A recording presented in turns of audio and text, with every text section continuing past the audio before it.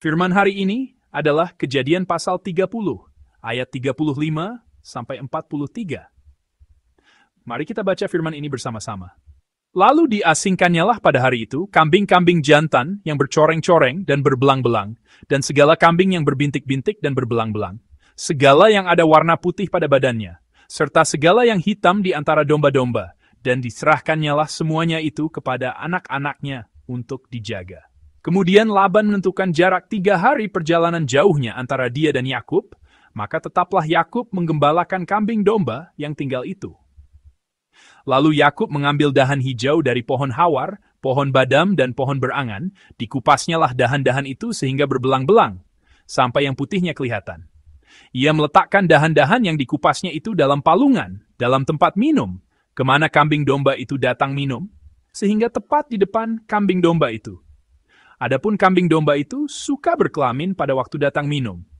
Jika kambing domba itu berkelamin dekat dahan-dahan itu, maka anaknya bercoreng-coreng, berbintik-bintik, dan berbelang-belang. Kemudian Yakub memisahkan domba-domba itu, dihadapkannya kepala-kepala kambing domba itu kepada yang bercoreng-coreng dan kepada segala yang hitam di antara kambing domba Laban.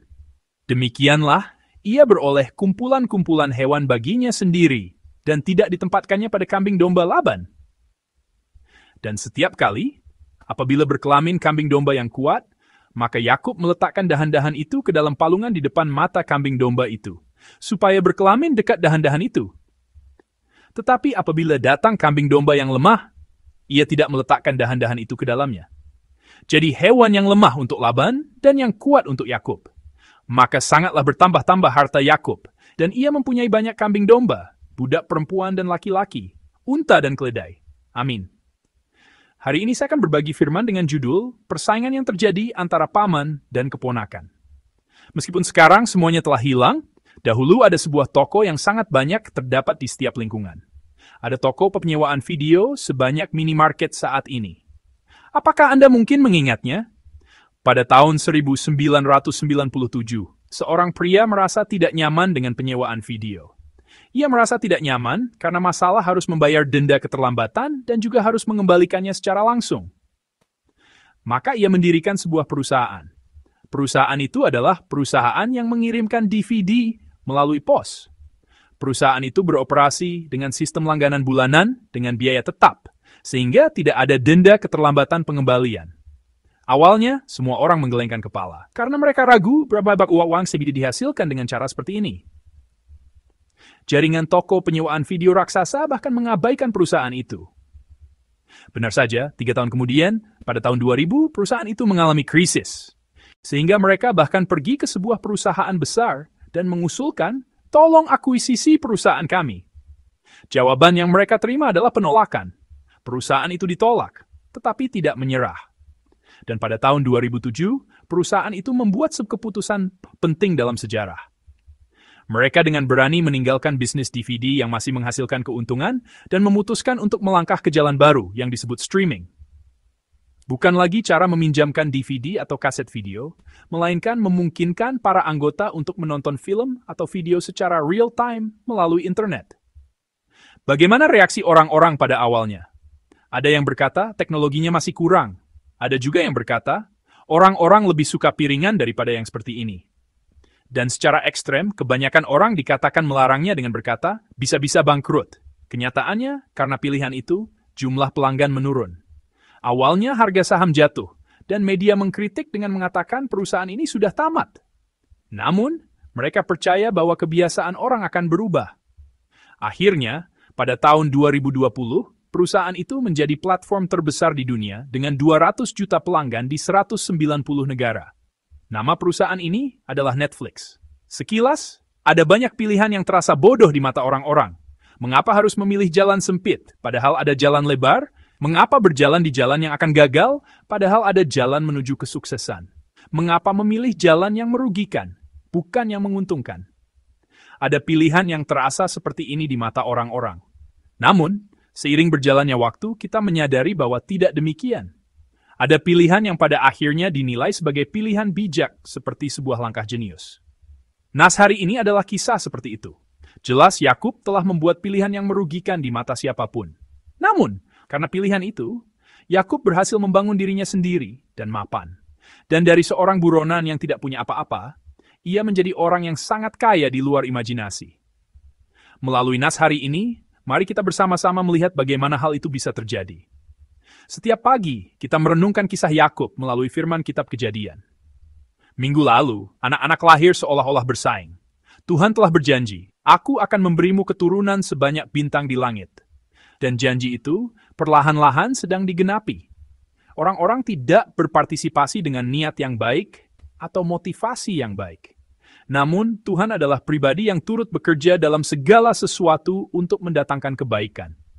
Karena karya baik Tuhan yang turut bekerja dalam segala sesuatu untuk mendatangkan kebaikan itu nyata, mereka dapat berpartisipasi melalui anugerah.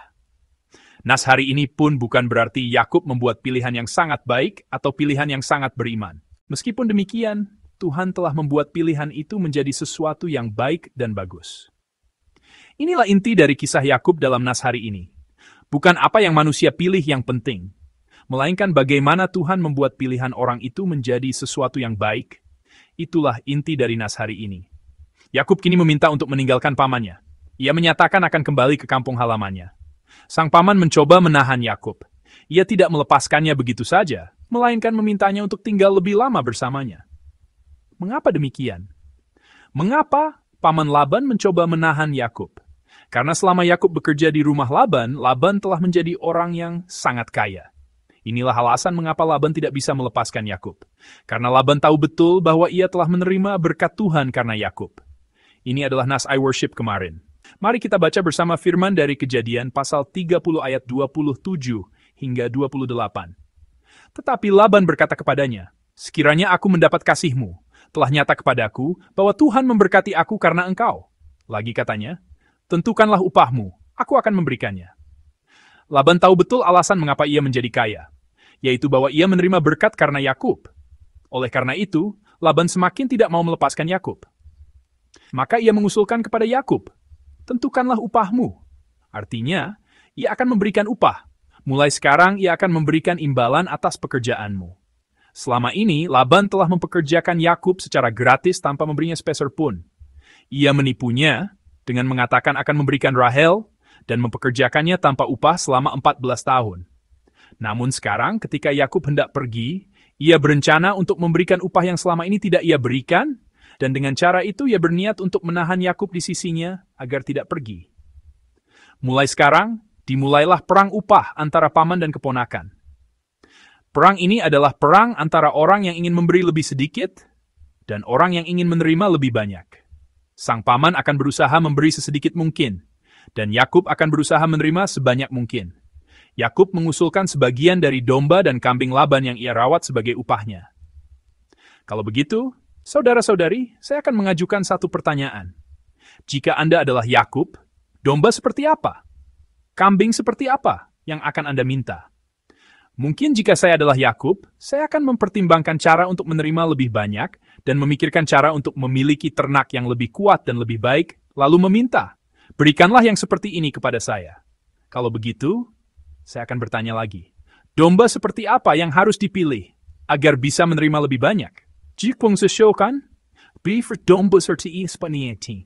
Domba seperti apa? Tulis berat lebihnya spesial ya demiksoa. Saya ubah pertanyaannya lagi. Jika menyebut domba, biasanya warna apa yang terlintas di benak Anda? Dan jika menyebut kambing, biasanya kambing warna apa yang terlintas di benak Anda? Menurut akal sehat saya harus memilih domba dan kambing yang biasa terlintas di benak saat menyebut domba dan kambing, agar bisa memiliki lebih banyak domba dan kambing. Jika membayangkan domba berwarna seperti hijau yang tidak pernah terlintas saat memikirkan domba, atau membayangkan kambing merah yang belum pernah dilihat saat memikirkan kambing, dan jika meminta domba dan kambing seperti ini, Yakub tidak akan pernah bisa memiliki lebih banyak. Jika menyebut domba, kita biasanya membayangkan domba putih. Jika melihat domba secara langsung, kita bisa tahu bahwa domba tidak begitu putih. Tetapi biasanya kita membayangkan domba putih. Saat saya kuliah karena suatu alasan, ada seekor domba di dalam kampus. Saat pertama kali melihat domba itu, saya menyadari bahwa domba itu sama sekali berbeda dengan domba yang saya bayangkan. Domba yang selama ini saya gambarkan di dalam kepala saya. Pertama, Domba itu sama sekali tidak terlihat jinak. Saat melewatinya, saya bahkan merasa sedikit takut. Saya merasa jika aku berkelahi dengannya, sepertinya aku akan kalah. Dan yang lebih mengejutkan adalah bulu domba itu tidak putih. Saya membayangkan domba yang putih bersih, tetapi domba itu, entah karena tidak pernah mandi seumur hidupnya, penuh dengan kotoran yang dekil, sehingga sama sekali bukan domba yang saya bayangkan. Jika melihat di YouTube, ada adegan memandikan domba. Mereka menceburkan domba ke sungai atau danau, dan setelah diceburkan ada video di mana sesuatu seperti debu atau kotoran benar-benar larut di dalam air. Bagaimanapun ada domba yang kita bayangkan. Saat membayangkan domba, tidak ada yang membayangkan domba dengan bulu hitam atau domba dengan corak belang-belang seperti anjing Dalmatian. Kambing pun demikian. Jika menyebut kambing, Anda mungkin akan membayangkan kambing hitam atau kambing putih. Biasanya kambing seperti itu. Kambing dengan corak seperti zebra, apakah Anda bisa membayangkannya? Kambing dengan corak seperti sapi perah. Biasanya kambing yang kita bayangkan bukanlah kambing seperti ini. Kalau begitu, saudara-saudari, untuk memiliki lebih banyak domba dan kambing, domba seperti apa? Kambing seperti apa yang sebaiknya dipilih? Antara yang bercorak dan yang tidak bercorak?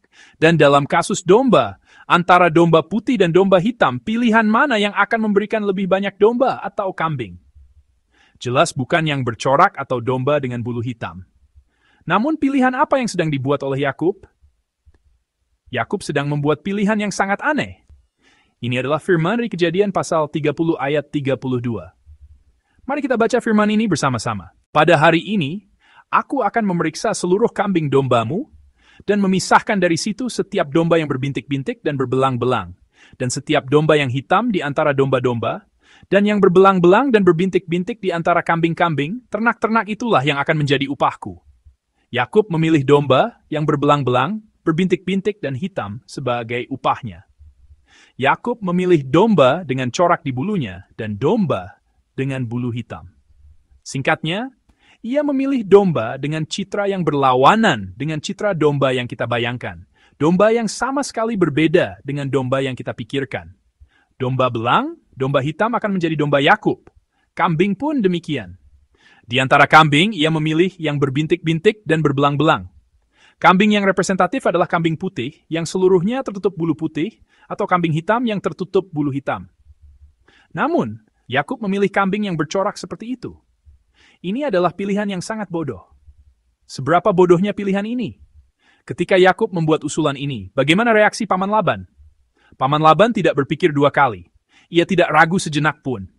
Itu adalah pilihan yang begitu bodoh sehingga ia langsung berkata, "Oke," langsung menyetujuinya.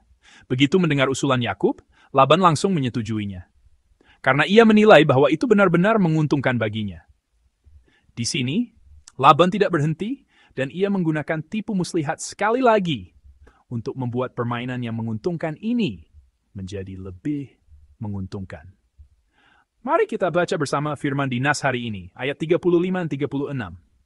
Pada hari itu juga, Laban memisahkan kambing-kambing jantan yang bercoreng-coreng dan berbelang-belang, dan segala kambing betina yang berbintik-bintik dan berbelang-belang, segala yang ada warna putih pada bulunya, dan segala yang hitam di antara domba-domba, lalu menyerahkannya ke dalam tangan anak-anaknya.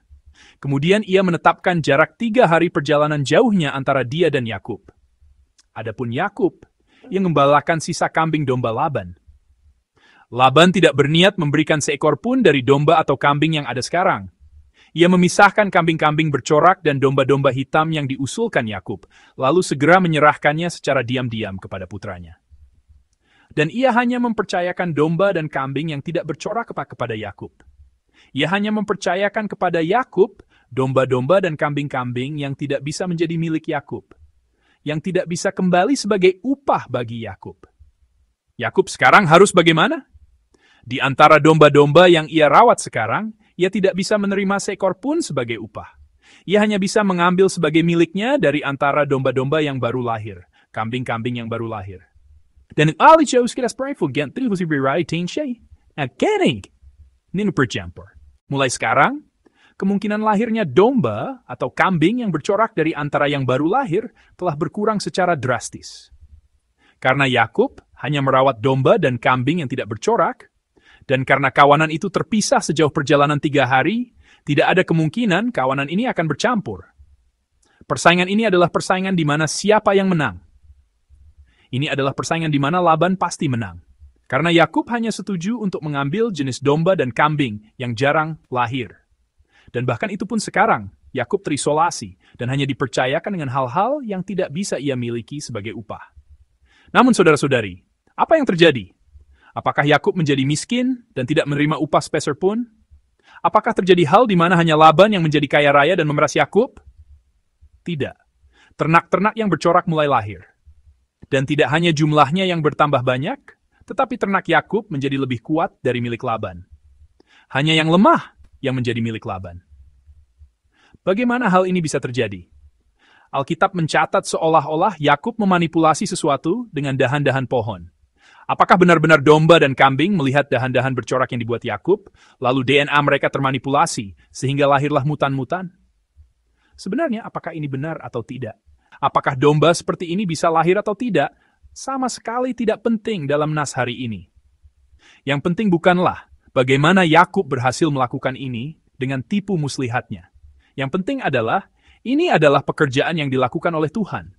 Bukan karena Yakub membuat pilihan yang baik sehingga hasilnya menjadi baik, melainkan karena Tuhan membuat pilihan Yakub menjadi pilihan yang baik, maka pilihan Yakub menjadi pilihan yang baik. Nas hari ini mengatakan demikian. Agar Yakub tidak kembali dengan tangan hampa, agar ia dapat menerima imbalan dan kompensasi atas kerja kerasnya, Tuhan telah membuat pilihan Yakub menjadi pilihan yang berbeda, pilihan yang baik. Untuk lebih memahami nas hari ini, kita harus mengingat satu kisah lain yang tercatat dalam kitab Kejadian. Kita sudah mengetahui kisah pilihan lain yang terjadi antara paman dan keponakan. Apakah Anda ingat? Itu adalah kisah Abraham dan Lot.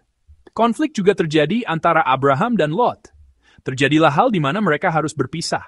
Abraham adalah paman dan Lot adalah keponakan. Oleh karena itu, Abraham adalah orang yang memiliki inisiatif untuk memilih terlebih dahulu. Namun, Abraham menyerahkan inisiatif dan hak prioritas itu kepada keponakannya. Orang-orang berpikir seperti ini. Jika mengalah, pasti akan merugi. Begitulah pikir mereka. Jika tidak mendapatkan tanah yang baik, tidak akan bisa mendapatkan banyak keuntungan. Begitulah pikir mereka. Namun, Alkitab berkata, tidak selalu demikian. Meskipun mengalah, ia sama sekali tidak merugi. Meskipun tidak mendapatkan tanah yang baik, ia tidak dirugikan. Karena yang membuat kita berkelimpahan hanyalah Tuhan kita. Bukan karena kita memilih tanah yang baik sehingga kita menikmati kelimpahan. Melainkan karena Tuhan membuat pilihan itu menjadi berkelimpahan. Maka kita bisa menjadi berkelimpahan. Pekerjaan ini juga adalah pekerjaan yang dilakukan oleh Tuhan. Kisah dalam nas hari ini pun demikian. Meskipun paman berganti menjadi paman dari pihak ibu, dalam nas hari ini pun tercatat kisah paman dan keponakan. Kali ini bukan paman, melainkan keponakan yang menempuh jalan sempit. Karena tidak hanya pamannya tidak mengalah seperti Abraham, tetapi ia justru mencoba menipu dan merebut. Namun, di hadapan paman seperti ini, sang keponakan tidak kehilangan apapun. Artinya, ia tidak merugi. Sebaliknya, ia memperoleh keuntungan besar yang luar biasa. Ayat 43 menjelaskan situasi Yakub setelah itu sebagai berikut. Mari kita baca bersama firman di ayat 43. Lalu sangat kayalah orang itu, dan ia mempunyai banyak kambing domba, budak perempuan dan laki-laki, unta dan keledai. Orang itu, yaitu Yakub, menjadi sangat kaya dan memiliki banyak kawanan domba, budak laki-laki dan perempuan, unta dan keledai. Demikianlah nas hari ini mengakhirinya. Orang-orang berkata bahwa jika memilih seperti Yakub tidak akan bisa menjadi makmur. Mereka berpikir bahwa jika setuju untuk mengambil hewan seperti itu, hewan yang tidak mendominasi, hewan yang tidak umum, sebagai upah, maka tidak akan banyak yang kembali kepadanya sebagai upah. Namun, Yakub menjadi makmur. Mengapa hal ini bisa terjadi? Di dunia ini tidak hanya ada cara berpikir seperti yang dipikirkan orang-orang. Artinya, dunia tidak hanya berputar sesuai dengan cara berpikir orang-orang. Bukan karena memilih tanah yang baik, maka kita menjadi makmur. Bukan juga karena memilih domba dan kambing yang tidak dipilih orang lain, maka kita merugi. Pribadi yang membuat kita makmur dan membuat kita tidak merugi hanyalah Tuhan kita. Sejarah digenapi oleh Tuhan itu. Jika Tuhan kita membuat kita makmur, kita bisa menjadi makmur. Jika Tuhan kita dengan cara yang tidak masuk akal mengubah warna bulu domba dan kambing, maka itulah yang menjadi milik kita. Saudara-saudari yang terkasih, hal-hal yang terjadi antara keponakan dan paman dalam kitab Kejadian adalah hal-hal yang sangat picik. Karena itu, adalah pertarungan kekanak-kanakan memperebutkan mangkuk nasi agar tidak saling kehilangan, agar tidak saling merugi. Namun, di dalam kisah kekanak-kanakan itu, kita melihat hukum Tuhan. Orang-orang bisa berkata, dengan melakukan hal seperti itu pada dahan-dahan pohon, hal seperti ini tidak akan terjadi. Warna ternak tidak akan berubah. Mereka berkata, tetapi hukum alami. Jika Tuhan menyertai kita, domba yang tidak bisa lahir, dan kambing yang tidak bisa lahir. Tuhan tidak berada di bawah hukum genetika, hukum alam. Saya memberkati dalam nama Tuhan agar Anda percaya bahwa Tuhan menguasai semua hukum di dunia ini, bahkan hukum alam. Selain itu, orang-orang berkata, jika membuat pilihan seperti ini, pasti akan merugi. Artinya, karena hukum ekonomi tidak berjalan seperti itu. Tetapi kita dapat menemukan hukum Tuhan yang melampaui hukum ekonomi itu. Jika Tuhan hadir di dalam diri kita, meskipun tidak memilih tanah yang baik, meskipun tidak memilih ternak yang baik terlebih dahulu, kita tidak akan merugi. Kita bisa menjadi makmur. Tuhan tidak berada di bawah hukum seperti hukum ekonomi. Saya memberkati dalam nama Tuhan, agar Anda percaya pada fakta bahwa hukum Tuhan menguasai dan memerintah semua hukum ekonomi. Saudara-saudari yang terkasih, saya memberkati dalam nama Tuhan, agar Anda percaya pada hukum Tuhan seperti ini dan hidup di bawah hukum Tuhan. Meskipun memilih yang lebih sedikit, bukan yang lebih banyak, atau bahkan yang hampir tidak ada, Tuhan dapat membuat kita makmur. Meskipun tidak memilih terlebih dahulu dan memilih belakangan, sehingga terpaksa memilih yang bukan terbaik, melainkan yang kedua terbaik atau lebih rendah dari itu, Tuhan kita adalah pribadi yang dapat memberikan yang baik, yang terbaik di antara semuanya. Saya memberkati dalam nama Tuhan, agar semua saudara-saudari seiman kita dapat hidup dengan mengandalkan hukum Tuhan ini, yang berbeda dari hukum alam dan hukum ekonomi, dan membuat pilihan yang menyenangkan Tuhan, bukan pilihan yang menyenangkan manusia. Mari kita berdoa bersama, sambil merenungkan firman yang telah diberikan kepada kita. Allah Bapa, biarlah kami menjalani kehidupan yang mengikuti hukum Tuhan, bukan kehidupan yang mengejar hukum dunia, hukum alam, hukum ekonomi. Biarlah minggu ini menjadi minggu di mana kami hidup dengan membuat pilihan yang menyenangkan Tuhan sesuai dengan hukum Tuhan. Mari kita berdoa bersama dan melangkah maju. Tuhan, terima kasih. Kami melihat bahwa di dalam diri kami ada begitu banyak hukum dunia. Kami telah hidup dengan berpikir bahwa kami harus memilih lebih banyak untuk bisa memiliki lebih banyak, dan harus memilih yang lebih baik untuk bisa lebih makmur. Namun, biarlah kami percaya bahwa ada Tuhan yang membuat pilihan kami menjadi pilihan yang baik, lebih dari pilihan apa yang kami buat. Biarlah kami menjadi orang-orang yang hidup mengikuti hukum iman yang percaya pada Tuhan itu, dan biarlah kami menjadi orang-orang yang menikmati kehidupan yang makmur karena Tuhan itu. Terima kasih. Kami berdoa dalam nama Tuhan kami, Yesus Kristus. Amin. You produce, we have David Pinage, and then we'll head. Amin.